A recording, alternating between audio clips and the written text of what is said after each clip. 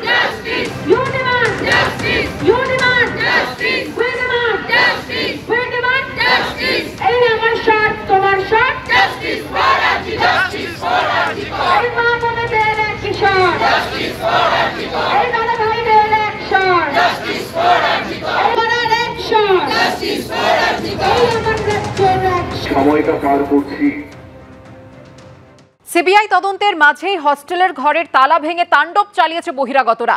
ABP আনন্দে চাঞ্চল্যকর অভিযোগ করলেন আরজিকরের এক ইন্টার্ন চিকিৎসক। সিবিআই পুলিশের পাশাপাশি সিআইএসএফ এর কাছে অভিযোগ জানিয়েছেন তিনি। তার প্রশ্ন, হাসপাতালে সিআইএসএফ মোতায়েন থাকা সত্ত্বেও কিভাবে ঘটল এই ঘটনা?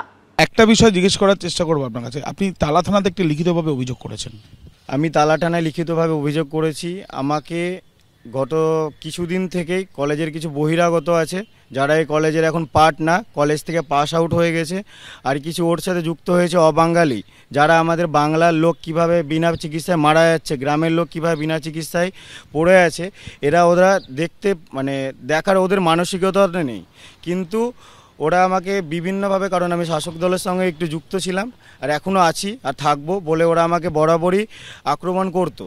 তো কিছুদিন থেকে আমার উপরে আক্রমণটা বেড়ে গেছে। কিন্তু আমি আমার দিদির বিচারের জন্য আমি যেভাবে প্রথম দিন থেকে দাঁড়িয়েছিলাম শেষ পর্যন্ত আজও দাঁড়িয়ে আছি এবং দাঁড়িয়ে থাকবো।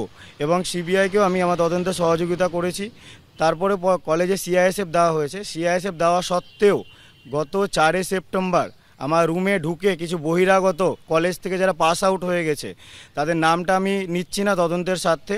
আমার যেখানে যেখানে জানানোর, সিবিআই থেকে শুরু করে সিআইএসএফের হেডকোয়ার্টার থেকে শুরু করে পুলিশ, আমি সব জায়গায় জানিয়েছি এবং তারা আমাকে আশ্বস্ত করেছেন যে হ্যাঁ, এই ঘটনার উপযুক্ত ব্যবস্থা নেবেন। তারা আমার রুমে তালা মারা ছিল, তারা আমার রুম ভেঙে আমার প্রত্যেকটা জিনিস তছনছ করে দিয়েছে।